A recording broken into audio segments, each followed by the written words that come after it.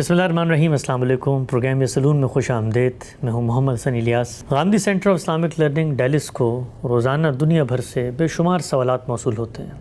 इनमें मुसलमानों की जानिब से, गैर मुस्लिमों की जानिब से, मुख्तलिफ़ दीनी फ़िक्री रुझानात रखने वाले लोगों की जानिब से ऐसे इल्मी मसाइल, ऐसे फ़िक्री इश्कालात, ऐसे तारीख़ी मुग़ालते जिनके बारे में लोग बिलूम मज़हब की राय जानना चाहते हैं, एक इसतराब पाया जाता है। लोग ये चाहते हैं कि उनके मसाइल को बराह रास्त एड्रेस किया जाए और उनके सवालों का जवाब दिया जाए। बहुत सारे ऐसे सवालात होते हैं जो ज़ाती नौइयत के होते हैं। हम दिन भर कोशिश करते हैं कि मुख्तलिफ़ ज़राए इब्लाग़ से उनके जवाबात लोगों तक पहुँचा सकें, लेकिन बहुत सारे ऐसे सवालात होते हैं कि जिनमें इफ़ादा आम की गर्ज़ से लोगों को अगर पहुँचा दिया जाए तो उससे उनकी दीनी फ़िक्री और तालीमी तरबियत का भी बंदोबस्त हो सकता है। हमारे यहाँ बिलूम दीन के हवाले से जब कोई सवाल किया जाता है तो फ़तवे की ज़ुबान में और एक तहक्कुम की ज़ुबान में और एक वर्डिक्ट की ज़ुबान में लोग जवाब देते हैं। हमारी ये कोशिश होगी कि हम बतौर तालिब इल्म लोगों को ये बताएं कि इस तरह के जो मसाइल हैं, इस तरह के जो सवालात हैं, उनका जवाब तलाश करने की सही अप्रोच क्या है, गोया वो तालिबाना सफ़र क्या है जिससे आप सही जवाब तक पहुँच सकते हैं। हम ख़ुद एक तालिब इल्म हैं और दीन और फ़िक्र के मुख्तलिफ़ मसाइल पर गौर करते हैं और वक्तन फ़वक्तन इन्हीं नशिस्तों में अपने असातिज़ा इकराम के सामने भी उनको पेश करते हैं। इसी सिलसिले में ये कोशिश करेंगे कि अपने उस फ़िक्री सफ़र को, चीज़ों को अप्रोच करने के उस ज़ाविया नज़र को भी बाकी लोगों से शेयर करें। इसमें गलती का हमेशा इम्कान रहता है। ये तमाम की तमाम कोशिश अपनी तालीम व तरबियत और लोगों की भी तालीम व तरबियत के सामान की एक अदना सी काविश है। सिलसिला गुफ्तगू का आगाज़ करते हैं। आज का पहला सवाल जो हमें मौसूल हुआ है वो एक साहिब की जानिब से है। वो ये कहते हैं कि मुख्तलिफ़ अहादीस में एक बात बयान हुई है कि एक ज़माना आएगा कि एक आदमी सोना लेकर निकलेगा लेकिन कोई लेने वाला नहीं मिलेगा, और दुनिया में एक एक मर्द के तहत 40-40 औरतें आ जाएंगी। हदीस का उन्होंने एक हवाला भी दिया है। हदीस की मुख्तलिफ़ जो किताबें हैं, मसादिर हैं, उनमें इस मज़मून की रिवायात नक़ल भी हुई हैं। सवाल उन्होंने पूछा है कि ये बात बज़ाहिर एक ख़ारिज अज़ इम्कान लगती है, बहुत ही बईद लगती है, मुस्तहील है, इम्पॉसिबल है कि ये कैसे हो सकता है कि एक मर्द के तहत 40-40 औरतें आ जाएं। और दीन इस्लाम में तो एक तरफ ये कहा गया है कि आप अगर ताद्दुद अज़वाज की तरफ जाते हैं, ज़्यादा निकाह करना चाहते हैं, तो उसमें भी 4 की कैद है। तो रिवायत ये क्या बात बयान कर रही है कि एक मर्द के तहत 40-40 औरतें जो हैं वो इस दुनिया में आ जाएंगी। और इससे ये तस्वीर भी सामने आती है गोया दुनिया में मर्दों का इस कदर कहत हो जाएगा और औरतों की इस कदर बहुतात हो जाएगी। तो इस बात को भी हम कैसे क्वालिफाई, जस्टिफाई या वेरीफाई कर सकते हैं? देखिए, सवाल का जवाब ये है कि जब भी हमारे सामने रसूल सल्लल्लाहु अलैहि वसल्लम से मंसूब कोई ख़बर, कोई बात पहुँचे, तो सबसे पहले हमें ये जानना चाहिए है कि आपकी निस्बत इस बात की तरफ मुतहक्क़क़ है। यानी वो पहला इल्मी तकाज़ा है कि जिससे हमें किसी भी ऐसी ख़बर को जो अल्लाह के रसूल की निस्बत से बयान हो गुजारना चाहिए। इस क्राइटेरिया के तहत ये रिवायत तो पूरी उतरती है, सनदन ये रिवायत साबित है और इसकी सनद पे कोई खातिर खा एतराज़ नहीं किया जा सकता। जहाँ तक इसके मज़मून की बात है तो रिवायात के अंदर जितने भी मज़ामीन बयान होते हैं उनको समझने के लिए हमें 2 चीज़ों को हमेशा पेश नज़र रखना चाहिए।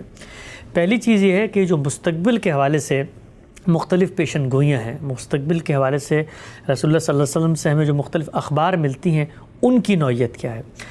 हम जब पूरे ज़ख़ीरे हदीस को देखते हैं तो मालूम ये होता है कि अल्लाह के पैगम्बर को ख़ुद उसके इज़दियाद ईमान के लिए और उसकी सदाक़त की दलील के तौर पर भी अल्लाह ताला मुख्तलिफ़ मुशाहिदात करवाते हैं। ये वही मुशाहिदात हैं कि जिनका फिर पैगम्बर की ज़ुबान से सुदूर होता है। ये मुशाहिदात कैसे करवाए जाते हैं? रिवायतें बताती हैं कि बिलूम ये मुशाहिदात रसूल सल्लल्लाहु अलैहि वसल्लम को ख्वाब में होते हैं। पैगम्बरों का ये मामला होता है कि अल्लाह ताला अपनी बात उन तक पहुँचाने के लिए ख्वाब का मीडियम, उसमें हमें भी बहुत सारी चीज़ें दिखाई जा रही होती हैं, लेकिन पैगम्बरों को अल्लाह ताला इस तरीके से दिखाते हैं कि वो कल फल के सुबह होते हैं, वो रोया सालेहा होते हैं। सच्चे ख्वाबों की सूरत में वो चीज़ें, वो इन्फॉर्मेशन कम्युनिकेट कर दी जाती हैं। ये ख्वाब पैगम्बरों को सोते हुए भी दिखाए जाते हैं और मुख्तलिफ़ रिवायतें बताती हैं कि ख़ुद रसूल सल्लल्लाहु अलैहि वसल्लम को जागते हुए भी मुख्तलिफ़ ख्वाब दिखाए गए हैं। बड़ी मशहूर रिवायत है, आप सल्लल्लाहु अलैहि वसल्लम नमाज़ में खड़े हुए थे कि आपने हाथ आगे किया और उसके बाद आप वापस नमाज़ में खड़े हो गए। तो लोगों ने पूछा उसके बाद कि या रसूलल्लाह आप क्या कर रहे थे? तो आपने फरमाया कि मुझे जन्नत का मुशाहिदा करवाया जा रहा था, तो मेरे सामने खोशा आया, मैं उसको तोड़ना चाह रहा था। तो ख़ुलासा ये है कि हर वो پیشن گوئی رسالت مآب صلی اللہ علیہ وسلم کی نسبت سے جو ہمارے سامنے آتی ہے وہ اللہ کی طرف سے آپ کو بتائی جاتی ہے، اور اللہ جب کوئی چیز بتاتے ہیں تو بالعموم اس کے لیے خواب کا میڈیم استعمال کیا جاتا ہے۔ جب کوئی چیز خواب میں دکھائی جاتی ہے تو ہم یہ جانتے ہیں کہ خواب میں وہ چیز ممثل ہو کے سامنے آتی ہے، ایک تمثیل ہوتی ہے، ایک امیجنیشن ہوتی ہے۔ جب بھی کوئی چیز ممثل ہوتی ہے تو ہمیں یہ دیکھنا چاہیے کہ وہ کس چیز کی تمثیل بیان کی جا رہی ہے۔ جب آپ کسی چیز کو تمثیل کی صورت میں بیان کرتے ہیں تو یہ لازم نہیں ہوتا کہ جو چیز دکھائی جا رہی ہے عین اس کی حقیقت بھی مقصود ہے۔ خود آپ قرآن مجید میں دیکھیں کہ سیدنا یوسف کو جو خواب دکھائے گئے ہیں ان کے اندر ممثل کر کے ایک سچویشن کو جو مستقبل میں پیش آنے والی ہے اور وہ اس سے کتنی مختلف ہے جو تعبیر سیدنا یوسف نے کی۔ تو اس سے ہمیں معلوم ہوتا ہے کہ جو کچھ خوابوں میں دکھایا جاتا ہے وہ محتاج تعویل ہوتے ہیں، محتاج تعبیر ہوتے ہیں، اس کی تمثیل کو ڈیکوڈ کرنا ہوتا ہے اور یہ دیکھنا ہوتا ہے کہ اس میں کیا چیز زیر بحث ہے۔ تو اگر یہ مشاہدہ رسول اللہ صلی اللہ علیہ وسلم کی نسبت سے متحقق ہے، ثابت ہے، تو پھر ہمیں یہ ماننا پڑے گا کہ اس طرح کی چیزیں رسالت مآب صلی اللہ علیہ وسلم کو خوابوں میں دکھائی گئی ہیں، اور جب کوئی چیز خواب میں دکھائی جاتی ہے تو وہ محتاج تعویل بھی ہوتی ہے اور محتاج تعبیر بھی ہوتی ہے۔ ایک دوسرا پہلو جو پیش نظر رکھنا چاہیے وہ یہ ہے کہ روایات ہمیشہ اطلاقی ہوتی ہیں، اپلائیڈ ہوتی ہیں۔ اس کا مطلب کیا ہے؟ اس کا مطلب یہ ہے کہ رسول اللہ صلی اللہ علیہ وسلم علی الاطلاق کوئی قانون کے طور پہ چیز لوگوں کو انفرادی طور پہ نہیں بتا رہے ہوتے۔ کسی صورتحال میں آپ کا کوئی تبصرہ ہے، مستقبل کے بارے میں بھی اگر آپ نے کوئی پیشن گوئی کی ہے تو اس میں بھی یہ لازم نہیں آتا کہ وہ پوری دنیا کے لیے آپ کوئی بات کر رہے ہوں۔ مثلا خود اس روایت کو ہی آپ لے لیں، اس میں جب یہ بیان ہوا کہ ایک زمانہ آئے گا کہ اس میں ایک مرد کے تحت 40 عورتیں ہوں گی، تو یہ عین ممکن ہے کہ اس روایت کے اندر جو بات بیان ہو رہی ہے وہ کسی اپلائیڈ اطلاقی سچویشن کے لحاظ سے ہو۔ مثلا ہم نے دیکھا کہ دوسری جنگ عظیم کے اندر یہ صورت پیدا ہو گئی کہ جب بہت بڑے پیمانے پہ دنیا بھر میں مردوں کو قتل کیا گیا جہاں پر جنگی محاذ تھے، تو پھر ان ممالک میں جن ممالک سے ان مردوں کا تعلق تھا وہاں پر ایک طریقے سے مردوں کا قحط پڑ گیا۔ تو یہ پہلو بھی ہوتا ہے روایت میں کہ ہم یہ جانیں کہ یہ جو چیز بیان ہوئی ہے یہ کسی اپلائیڈ اطلاقی صورتحال کو تو بیان نہیں کر رہی۔ اسی طریقے سے جب یہ بات بیان کی روایت میں کہ ایک مرد کے تحت 40 عورتیں ہوں گی، تو اس میں بھی یہ لازم نہیں آتا کہ وہ 40 عورتیں لازماً اس کے زیر نگی ہوں گی یا وہ 40 عورتوں کے ساتھ اس کا کوئی رشتہ ازدواج منسلک ہوگا۔ یہ ایک تعبیر ہے اس بات کو بیان کرنے کی کہ مردوں کی قلت ہوگی اور عورتوں کی کثرت ہوگی۔ تو اس طرح کی جو روایات ہوتی ہیں ان کو سمجھنے کے لیے یہ ضروری ہے کہ ہم ان تینوں پہلوؤں کو سامنے رکھیں اور یہ جانیں کہ روایت کی اگر سند متحقق ہے تو اس کے بعد یہ روایت اگر تمثیل کی صورت میں رسالت مآب صلی اللہ علیہ وسلم کو دکھائی گئی ہے تو پھر اس کی تعبیر کیا ہو سکتی ہے۔ اس کی تعبیر جب کوئی کرے گا تو پھر اس تعبیر میں اختلاف بھی ہو سکتا ہے۔ یہ اختلاف روایت کو ماننے یا نہ ماننے کا اختلاف نہیں ہے، بلکہ یہ اختلاف روایت کی توجیہ، اس کی تعبیر کا اختلاف ہے۔ لہٰذا اس طرح کے اختلاف کو بھی گوارا کیا جائے گا، اور جب ہم اس روایت پر کوئی رائے قائم کریں گے اور کوئی دوسرا آدمی اس سے مختلف بات کر رہا ہوگا تو پھر ہمیں اس کو یہ مارجن دینا پڑے گا، اس لیے کہ جو بھی چیز تمثیل کی صورت میں ہو، جو بھی چیز محتاج تعبیر ہو، اس میں اختلاف ہو سکتا ہے۔ دوسرا پہلو بھی کہ جتنی چیزیں بیان ہوتی ہیں وہ کوئی علی الاطلاق قانون کے طور پہ نہیں ہوتی، اس کو ہمیں تعبیر کر کے دیکھنا ہوتا ہے کہ وہ کسی اپلائیڈ سچویشن میں کیا سامنے آ رہی ہیں۔ تو اگر اس طریقے سے ہم دیکھیں گے تو وہ کانٹرڈکشن جو بادی النظر میں نظر آتی ہے کہ کہاں ہو رہا ہے اس دنیا میں، تو وہ عین ممکن ہے کہ کسی ایک خاص مخصوص علاقے میں یہ چیز آپ کے سامنے آ جائے۔ یہاں میں ایک پہلو یہ بھی بیان کر دوں کہ لوگوں کے لیے شاید یہ بات اجنبی ہو، خود ہمارے علماء کرام بہت ساری آپ صلی اللہ علیہ وسلم سے منسوب ایسی پیشن گوئیاں ہیں جن کے بارے میں اسی نوعیت کی تعویل کرتے ہیں، اور یہ تعویل ایک عقلی تعویل ہوتی ہے، اس لیے کہ ہم یہ جانتے ہیں کہ جب کوئی کلام صادر ہوتا ہے تو وہ اپنے تمام حدود و قیود کے ساتھ بیان نہیں کیا جا رہا ہوتا، وہ اسی طرح نیچرل انداز میں لوگوں تک پہنچ رہا ہوتا ہے۔ تو پھر ہمیں یہ دیکھنا ہوتا ہے کہ قرآن مجید کے 4 کارنرز کیا ہیں، خود علم اور عقل کے مسلمات کیا کہتے ہیں، اطلاقی طور پر اگر یہ بات کی جائے تو کیسے یہ کوالیفائی ہو سکتی ہے۔ تو اس عہد کے ایک بہت بڑے عالم علامہ انور شاہ کاشمیری نے نزول مسیح سے متعلق جو روایات ہیں ان کے بارے میں اپنی یہ رائے دی ہے کہ اگر یہ روایتیں ثابت ہیں، جیسا کہ ان کے نزدیک ثابت ہیں، تو یہ معاملہ کوئی پوری دنیا میں نہیں ہوگا بلکہ دنیا کے ایک خطے میں ہوگا کہ جہاں پر وہ جنگ ہوگی اور اس کے بعد فتح ہوگی اور باقی تمام چیزیں جو روایت میں زیر بحث آتی ہیں۔ تو اس طرح کی جو روایات ہیں ان کو سمجھنے کے لیے اس زاویہ نظر سے اپروچ کرنا چاہیے، اس کے بعد آپ کسی نتیجے تک جو ہے وہ پہنچ سکتے ہیں۔ تو یہ پہلا سوال تھا جو ہمیں موصول ہوا تھا۔ یہ دوسرا سوال ہمیں موصول ہوا ایک صاحب کی جانب سے، پوچھتے ہیں کہ سلس البول ایک مرض ہے، یہ مرض کیا ہوتا ہے کہ بالعموم بیماری کی وجہ سے، بسا اوقات کمزوری کی وجہ سے اللہ تعالیٰ نے جو انسان کو ایک قدرت اور صلاحیت دی ہے اپنے بول و براس کو کنٹرول کرنے کی، وہ اس کے دائرۂ اختیار میں نہیں رہتی، اور آدمی جس وقت وضو کر لیتا ہے اور اس کے بعد عبادت کی طرف جاتا ہے تو اس کو یہ محسوس ہوتا ہے کہ جو نواقض وضو ہیں، جن چیزوں سے وضو ٹوٹ جاتا ہے، شاید ان کا سلسلہ اب بھی جاری ہے، کچھ قطرے اس کو محسوس ہوتے ہیں۔ تو اس طرح کے معاملے میں کیا اس کی نماز ہو جاتی ہے یا نماز نہیں ہوتی؟ اب دیکھیے، اس مسئلے کو اپروچ کرنے کا بھی جو طریقہ ہے وہ یہ ہے کہ سب سے پہلے آپ یہ دیکھیے کہ یہ جو کام ہو رہا ہے یہ اس آدمی کے ارادے سے ہو رہا ہے یا اس آدمی کے ارادے کے بغیر ہو رہا ہے۔ اگر اس آدمی کے ارادے کے بغیر ہو رہا ہے تو دین میں ایک اصول بیان کیا گیا ہے، اور وہ اصول یہ ہے کہ جو کچھ دنیا میں آپ کا امتحان مطلوب ہے وہ آپ کے ارادے اور اختیار کے سوء استعمال پر مبنی ہے، یعنی آپ کے پاس وہ قدرت، طاقت، صلاحیت ہونی چاہیے ہے کہ آپ نے ارادے کا غلط استعمال کیا تو اب اس پہ آپ سے سوال کیا جائے گا۔ تو یہاں پر ایک آدمی کا ارادہ ہی نہیں ہے، گویا ایک چیز اس کی قدرت سے باہر نکل گئی ہے۔ تو جب کوئی چیز انسان کی قدرت سے باہر نکل جائے تو اس کے بارے میں دین نے ایک اصول بتا دیا ہے، اور اصول کیا ہے؟ وہ اصول یہ ہے کہ لا یکلف اللہ نفسا الا وسعہا۔ اللہ تعالیٰ کسی شخص کو، کسی بندے کو، کسی انسان کو اس کی صلاحیت، اس کی استطاعت، اس کی قدرت، اس کی طاقت، اس کے اختیار سے زیادہ کا بوجھ اس پہ نہیں ڈالتا دین کے معاملات میں۔ دنیا کے معاملات میں تو آپ یہ دیکھتے ہیں بسا اوقات انسانوں پر ان کے اختیار سے زیادہ تنگی اور آزمائش آ جاتی ہے۔ دین کے معاملات میں، شریعت کے معاملات میں، جہاں پر اللہ تعالیٰ کو اثباتی حکم دے رہے ہوتے ہیں، اس کے بارے میں اللہ نے اصول بیان کر دیا ہے کہ کوئی بھی ایسا حکم، کوئی بھی ایسی چیز جو آپ سے متعلق ہوتی ہے وہ آپ کی استطاعت سے باہر نہیں ہے۔ اگر آپ کو یہ محسوس ہوتا ہے کہ جی یہ تو میرے دائرۂ اختیار میں نہیں آتی، تو پھر شریعت کے اس حکم کی جو پابندی ہے آپ پر، اس سے بھی آپ کی ذمہ داری اٹھ جاتی ہے۔ گویا ایک دفعہ جب آپ نے اس حکم پر عمل کر لیا اور اس کے بعد آپ کے یورین کے جو ڈراپس ہیں وہ جاری ہو رہے ہیں اور آپ کو محسوس ہو رہا ہے کہ شاید وضو میرا ٹوٹ رہا ہے، تو اب وہ وضو نہیں ٹوٹے گا۔ کیوں نہیں ٹوٹے گا؟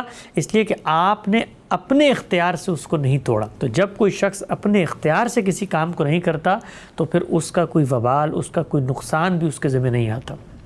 تو سلس البول ہو یا اس طرح کی کوئی اور بیماری ہو کہ جس میں آپ کے اختیار میں کوئی چیز نہ ہو، تو وہاں پر شریعت کا یہ قاعدہ ہے جو اس پر اپلائی ہوتا ہے، اور اس کو اس زاویے سے دیکھنا چاہیے کہ آپ نے اگر شریعت کے حکم پر ایک دفعہ عمل کر لیا تو اب آپ اس بات کے مکلف نہیں رہے جو چیز آپ کو بار بار پیش آ رہی ہے۔ اسی چیز کو آپ بڑھا کر مختلف معاملات میں اس کا اطلاق بھی کر سکتے ہیں۔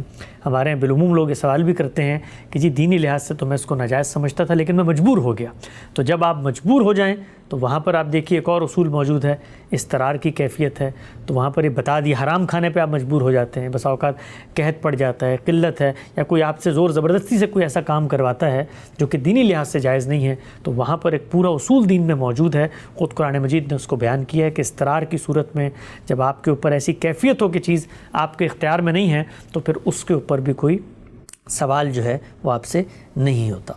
آگے بڑھاتے ہیں سلسلے کو۔ یہ سوال پوچھا گیا ہے جیلیٹن کے بارے میں۔ ہمارے ہاں آپ نے دیکھا ہوگا مختلف جو گمیز ہیں، مختلف سنیکس ہیں، کیکس ہیں، سویٹس ہیں، ان کے اندر ایک مادہ ڈالا جاتا ہے جیلیٹن کا۔ ہم گھر پہ بھی جب کوئی جیلی وغیرہ بناتے ہیں، کوئی سویٹنر کی ڈش بناتے ہیں، اس میں بھی ہم یہ ڈالتے ہیں۔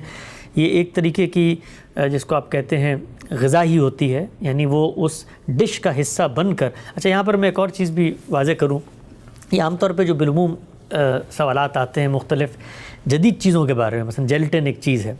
اب ہم جو دین کے طالب علم ہیں، ہم جب اس پہ گفتگو کر رہے ہوتے ہیں تو ہم کوئی بائیو کیمسٹری کے، ہم کوئی فوڈ یا نیوٹریشن کے ایکسپرٹ نہیں ہوتے۔ ہم لوگ دنیا کے عرف، دنیا کے تمدن میں جو بالعموم معلومات ہوتی ہیں کسی چیز کے بارے میں، اسی کو سامنے رکھ کے لوگوں کو ایک بات بیان کر رہے ہوتے ہیں۔ اس میں عین ممکن ہے کہ ایک دین کے طالب علم کے سامنے وہ چیز صحیح طور پہ پورٹرے نہ ہوئی ہو، یعنی ہم لوگ کوئی ان امور کے ایکسپرٹس نہیں ہوتے، اور یہ تمام امور کا معاملہ ہے۔ اس میں ہوتا کیا ہے؟ اس میں ہوتا یہ کہ ایک نوعیت مسئلہ جب آپ کے سامنے آتا ہے تو آپ کامن سینس کے اوپر، آپ کو جو موجود ذرائع ہوتے ہیں ان کے ذریعے سے جو معلومات ملتی ہے اس کو سامنے رکھ کر کوئی رائے قائم کر رہے ہوتے ہیں۔ تو اب یہ جیلیٹن جو ہے یہ کیسے بنتی ہے، اللہ جانتا ہے کہ میں نے کبھی نہیں دیکھا کسی فیکٹری میں جا کر کہ جی جیلیٹن کیسے بنتی ہے، یا اس کی اپنی کیمیکل کمپوزیشن کیا ہوتی ہے، یا مثلاً وہ کسی ڈش میں شامل ہونے کے بعد کرتی کیا ہے، میرے علم میں نہیں ہے یہ بات۔ اور میں یہ چاہتا ہوں کہ اس چیز کو انکریج بھی کرنا چاہیے، ہمیں ہمارے علماء کرام کو آگے آ کر، دین کے طالب علموں کو آگے آ کر یہ اقرار کرنا چاہیے کہ جی دیکھیے یہ معاملہ ہے، اس معاملے میں ہمارا علم، ہماری معلومات اتنی ہے، اس میں آپ اگر ہمارے علم میں اضافہ کرتے ہیں تو شاید ہم بہتر انداز میں رہنمائی کر سکتے ہیں، لیکن جو کچھ معلومات ہمیں میسر ہے اس میں ہم دین کا جو مجموعی مزاج ہے، دین کی جو ہدایات ہیں اس کو دیکھ کر ایک رائے دے رہے ہیں۔ تو جو جیلیٹن ہے کھانے کی ایک چیز ہے جو بالعموم لوگ اپنے کھانے پکانے کی چیزوں میں ڈالتے ہیں اور اس کو استعمال کرتے ہیں، دنیا بھر میں استعمال کی جاتی ہے۔ کہا یہ جاتا ہے کہ یہ مختلف جو جانور کے جسم کے اعضاء ہوتے ہیں، چربی ہوتی ہے، اس کو ہی مختلف پروسیس سے گزار کر ایک پروڈکٹ بنائی جاتی ہے۔ اب انہوں نے سوال یہ پوچھا ہے کہ جی بالعموم یہ کہا جاتا ہے کہ جو جیلیٹن کے دنیا بھر میں چیزیں ملتی ہیں ان کے اندر سور کی چربی کا بھی استعمال ہوتا ہے، تو اگر کسی جیلیٹن میں سور کی چربی استعمال ہو تو پھر اس کے بارے میں کیا حکم ہے؟ تو دیکھیے اس سوال کو اپروچ کیسے کرنا چاہیے۔ اس سوال کو جب ہم اپروچ کریں گے، جاننا چاہیں گے کہ اللہ کی اس معاملے میں کیا ہدایت ہے، تو ہمیں یہ دیکھنا چاہیے ہے کہ اصل چیز کیا ہے جس کی وجہ سے ہم کنسرن فیل کر رہے ہیں، اس سوال کا جواب تلاش کریں۔ اصل چیز کیا ہے؟ اصل چیز یہ ہے کہ ہم یہ جانتے ہیں کہ اللہ تعالیٰ نے سور کھانے کو ممنوع قرار دے دیا ہے۔ کیوں قرار دیا ہے؟ اس لیے کہ اللہ تعالیٰ تمام طیبات کو جائز سمجھتے ہیں، اور یہ کہا ہے کہ جو کھانے والے طیبات کھاتے ہیں وہ جائز ہیں، تمام خبائث حرام ہیں، یہ ایک اصول موجود ہے۔ اس کے بعد قرآن مجید میں ہمیں معلوم ہوتا ہے کہ جی سور کو بھی ممنوع قرار دے دیا گیا ہے۔ تو اب ہم اس پہ غور کرتے ہیں۔ ظاہری بات ہے قرآن کا اگر کوئی اصول ہے تو اس کو اپنی ہر ہدایت میں اپلائیڈ فارم میں کنسسٹنٹ پایا جانا چاہیے۔ تو ہمارے استاد جناب جاوید احمد غامدی صاحب نے بھی اس پر غور کیا اور یہ سوچا کہ بھئی یہ سور جو ہے وہ کیوں حرام ہے۔ تو معلوم یہ ہوا کہ جو سور اپنی اسپیشیز کے لحاظ سے، یعنی اپنی جانوروں کی جو نوعیت ہوتی ہے، جو پیچھے سے ان کی نسل چلی آ رہی ہوتی ہے، اس کے لحاظ سے دیکھا جائے تو وہ گوٹ کی اسپیشیز سے ہے۔ اچھا، اس پر بھی کوئی غامدی صاحب نے سور کی تحلیل کر کے خود سے نتیجہ اخذ نہیں کیا، بلکہ عالمگیر طور پر جو ماہرین جس طریقے سے ڈی این اے کو ڈی کوڈ کر کے دیکھ رہے ہوتے ہیں بھئی اس کی نسل پیچھے سے کہاں سے آئی ہے، مختلف چیزوں کی تحلیل سے، ایگزامینیشن سے دیکھ رہے ہوتے ہیں، تو یہ ایک مسلمہ بات ہے۔ دنیا بھر میں اگر آپ نیٹ پہ بھی ڈالیں تو آ جاتا ہے کہ یہ اس کی جو اصل ہے، اوریجن ہے، وہ گوٹ کی اسپیشیز سے ہے۔ لیکن بکری کے بارے میں تو ہم یہ جانتے ہیں کہ وہ درندگی کے ساتھ معاملہ نہیں کرتی۔ درندگی کا اظہار چیر پھاڑ کے ذریعے ہوتا ہے۔ شیر چیتے میں ہم دیکھتے ہیں، چیل کبوں میں ہم دیکھتے ہیں، ان کی کچلیاں ہوتی ہیں، ان کے چنگال ہوتے ہیں، یہاں پر آپ نے دیکھا ہوگا فگز نکلی ہوئی ہوتی ہیں جس سے وہ چیرتے پھاڑتے ہیں، درندگی کی علامت ہے۔ اور پھر وہ چیزیں بھی وہی کھاتے ہیں جو درندے کھاتے ہیں، گوشت کھاتے ہیں، اس طرح کی چیزیں۔ تو استاد نے یہ بتایا کہ بھئی یہ جو جانور ہے، یہ جو سور ہے، اس پر اگر آپ غور کریں تو یہ ہے تو بکری کی اسپیشیز سے، لیکن اس کے جو فگز ہیں، اس کے جو یہاں پر دانت نوکیلے نکلے ہوتے ہیں، وہ چیر پھاڑ کا کام کرتے ہیں۔ گویا یہ اپنی نوعیت کے اعتبار سے اگرچہ بکری کی اسپیشیز سے تھا، لیکن عملی اعتبار سے تو درندہ ہے۔ تو دین کا ایک اور اصول یہاں پر سامنے آیا، وہ یہ کہ جس چیز میں کوئی شبہ ہو، جس چیز میں کوئی دو چیزیں مل جائیں، وہ جائز اور ناجائز دونوں ہوں، تھی تو وہ بکری کی نسل سے، لیکن اس کے اندر ایک علامت آ گئی ہے، تو اب دین ہمارے اندر پاکیزگی چاہتا ہے۔ دین یہ چاہتا ہے کہ ہم پاکیزگی کی راہوں کے متلاشی بنیں، تو اس طرف بھی ہم نے نہیں جانا جہاں پر یہ درندگی پائی جاتی ہے۔ تو سور کو ممنوع قرار دے دیا گیا کیونکہ اس کے اندر درندگی کا ایک غالب امکان موجود تھا۔ تو اب سور کھانا ممنوع ہے، یہ بات ہم نے جان لی قرآن سے، اور کیوں ممنوع ہے یہ بھی بات ہم نے جان لی۔ اب ہم یہ دیکھیں گے کہ جس چیز کو ہم کھا رہے ہیں کیا اس پر سور کا اطلاق ہوتا ہے؟ مثلا ہم سور کا گوشت کھائیں، یقینی طور پہ بات ممنوع ہے۔ سور کی چربی کھائیں، تو جب کہا کہ سور کھانا ممنوع ہے تو اس سے مراد یہ ہے کہ جو کچھ کھانے کی چیزیں اس کے اندر ہوتی ہیں اس کو آپ نے نہیں کھانا، تو آپ چربی بھی نہیں کھا سکتے۔ اسی طرح کوئی اور عضو سور کا، اس کو بھی نہیں کھا سکتے۔ دین کی ہدایت پر عمل درآمد ہوتا رہے گا جب تک سور کی کوئی ایسی چیز ہمارے سامنے آئے گی کہ جس کو کھانے والے کھاتے ہیں۔ اب جب ہم نے یہ بات بھی جان لی تو اس سے ایک اور حقیقت ہم پہ واضح ہوئی کہ سور منع ہے، اور سور کے اجزاء، سور کے اعضاء وہ منع ہے۔ کوئی چیز جو سور سے ایکسٹریکٹ کی جائے اور اس کو کسی پروسیس سے گزارا جائے اور اس پروسیس کے نتیجے میں اس کی جو کیمیکل کمپوزیشن ہے وہ تبدیل ہو جائے. مطلب مثال کے طور پہ آپ نے سور کی چربی لی اور اس چربی کو اتنا پگھلایا کہ وہ پانی بن گئی. اس پانی میں آپ نے کچھ اور مادے ملائے اور ملا ملو کے اس کو کچھ اس جگہ پر پہنچا دیا کہ اگر آپ چربی کا معائنہ کرتے ہیں تو اس کی تو کیمیکل کمپوزیشن دوسری ہے، اور وہ جو پروڈکٹ آپ کے سامنے آئی ہے اس کا معائنہ کرتے ہیں تو اس کی کیمیکل کمپوزیشن دوسری ہے. تو انسانی عقل یہ کہے گی کہ بھئی جس چیز کا اطلاق دین نے کیا تھا وہ چربی پہ تو ضرور فٹ آتا ہے.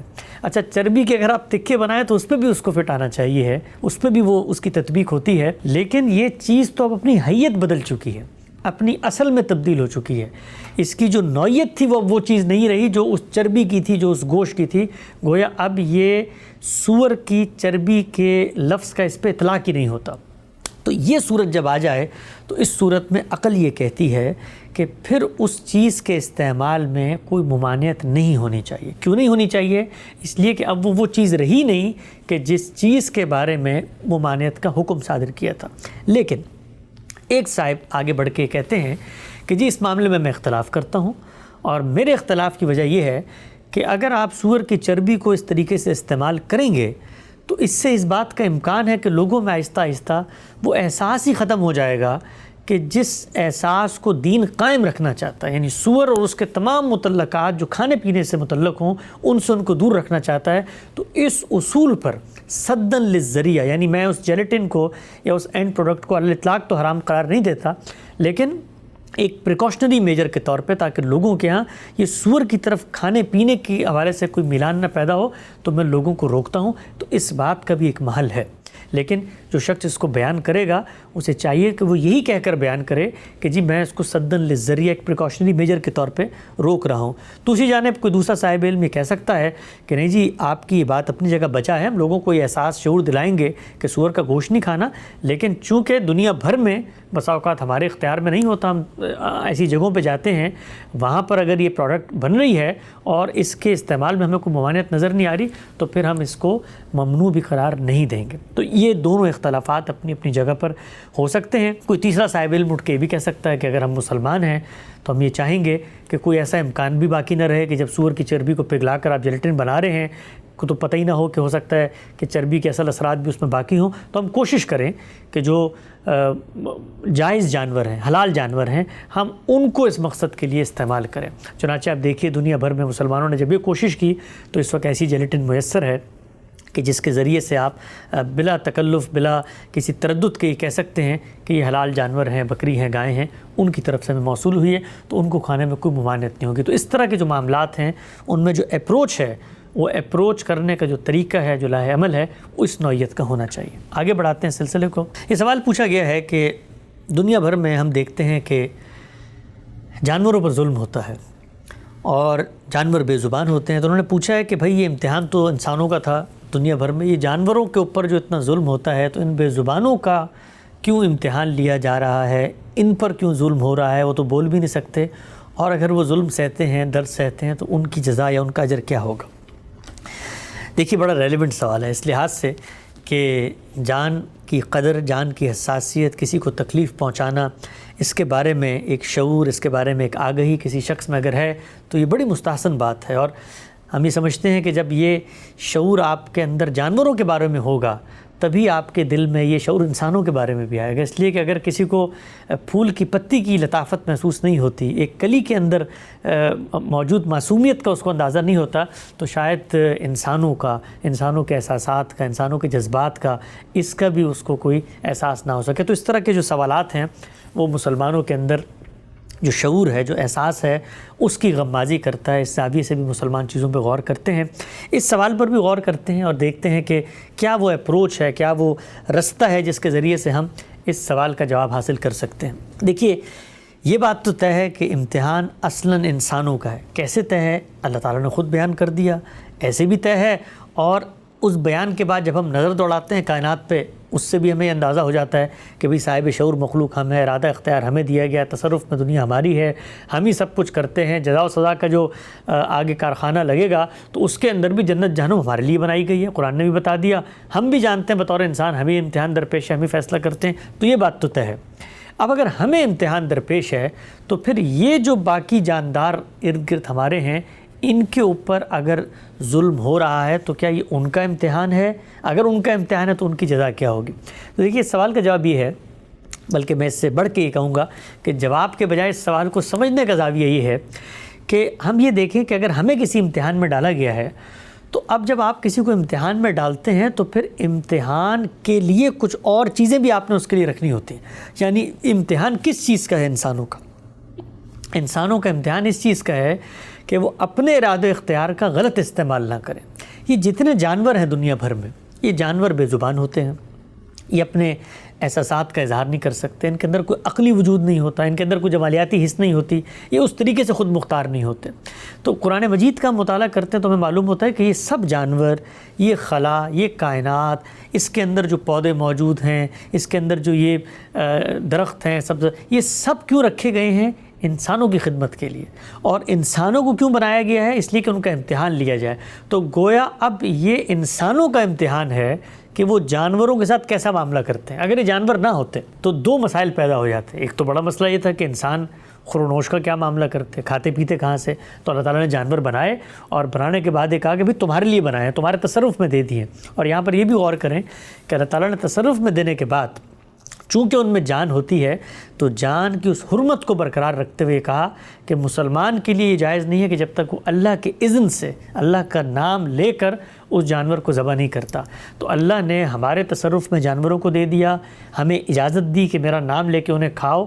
اب یہ ہمارا امتحان ہے کہ ہم جانوروں کے ساتھ کیا سلوک کرتے ہیں۔ جانوروں کا امتحان نہیں ہے، ہمارا امتحان ہے، اس لیے کہ ہمارا امتحان، ہم جانور پالیں گے، ہم ان کو چارہ دیں گے، ہم ان کی پرورش کریں گے، ہم ان کی نشو و نما میں کردار ادا کریں گے۔